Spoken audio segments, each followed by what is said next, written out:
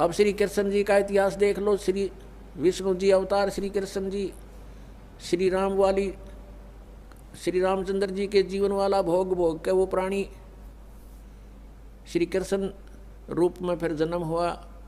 सारा जीवन दुखी रहा श्री कृष्ण, सारा जीवन जेल में जन्म हुआ, माता पिता कैद में, कभी मामा शत्रु हो गया, कभी पूतना मारने जा रही है, कभी केसी, कभी तानौर शत्रु हो गया, कभी जरासेंग लड़ने को आ रहा है, कभी शिशुपाल से युद्ध हो रहा है, कवासुनी हो रही है, और कभी फिर काल्यवन आ रहा है।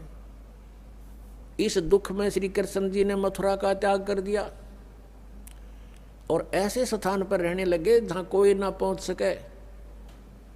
समझदार व्यक्ति यही सोचते हैं, राड से बाढ़ अच्छी होती है, झगड़े से बचाव अच्छा होता है। श्री कृष्ण जी उन सबको भी मार सकते थे, क्योंकि वो त्रिलोक के में एक विभागीय मंत्री है, विशेष शक्ति होती है प्राणी में, वो उनके अंदर शक्ति थी। लेकिन यही सोचा था कि किस किस ने मारूं, या तो सबकी बुद्धि भ्रष्ट। तो श्री कृष्ण जी ने द्वारका बनाई। समुद्र के बीच में एक टापू था जिसका केवल एक गेट था, द्वारिका, एक द्वार की नगरी। और ये सोच करके वहाँ यदि इतनी दूर पहले तो कोई आवेगा नहीं, ऐसे स्थान पर जा रहे हम, और वहाँ कोई आ भी गा युद्ध करने तो हम एक ही तरफ से उसका सामना कर सकते हैं, इसलिए एक गेट था उसका, और बाकी 3 समुद्र था 3 तरफ। तो वहाँ श्री कृष्ण जी चले गए, अपना अधिकतर सारा ही जीवन वहाँ व्यतीत किया।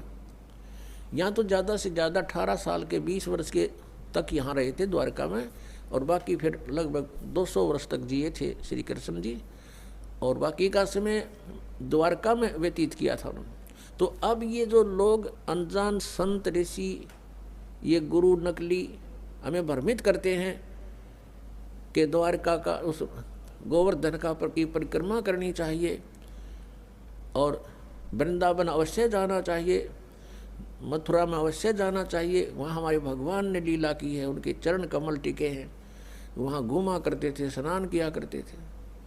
अरे श्री कृष्ण जी यहाँ तक 20 वर्ष रहे थे मथुरा में, बाकी 180 साल तो वहाँ रहे हैं द्वारका में, और वहाँ का नामो निशान मिट गया उस द्वारका को। इसलिए वहाँ खत्म की द्वारका, समुद्र में डूब गई श्री कृष्ण जी की मृत्यु के बाद, और यादों का विनाश हो गया था, आपस में लड़के मर गए थे, और जो बाकी शेष औरतें बची थी उनको अर्जुन ले आया था, सब खाली हो गई थी द्वारका। उसके बाद वो समुद्र ने डबो दी थी, अंदर चली गई। कारण यही था कि भगवान ने सोचा कि यहाँ आएंगे फिर ये धक्के खान द्वारका में इतनी दूर, इसलिए उसका नामो निशान मिटवा दिया था।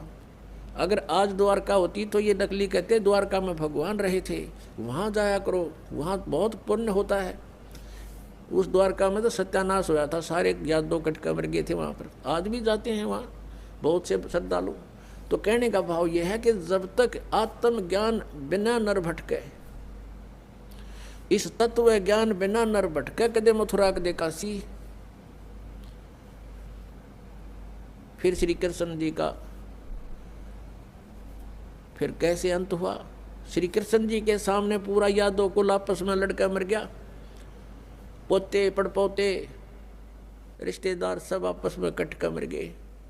और वो सारा सांग देख कर, वो सारा अनर्थ देख कर जब श्री कृष्ण जी की मृत्यु हुई, एक परिवार के सामने एकाध की मृत्यु हो जाती है, उसका कलेजा फट जाता है, रो रो कर पागल हो जाता है इंसान। तो पुण्यात्माओं, आज तक हमें सत्यनारायण कथा नहीं मिली थी, और ये सत्य कथा है। सत्यनारायण का अर्थ है सच्चा भगवान, और सच्चे भगवान की सच्ची कहानी, सच्ची कथाएं। तो प्रसंग चल रहा है कि परमात्मा ने बताया कि तुम जब तक जन्म और मृत्यु के अंदर हो, सुख नहीं हो सकता, शांति नहीं हो सकती। अब इंद्र सोचता है ब्रह्मा विष्णु महेश सुखी होंगे। अब इन ब्रह्मा विष्णु महेश की आप देख रहे हो, श्री राम की, श्री विष्णु जी की, श्री कृष्ण जी की कैसे दुर्गति हुई।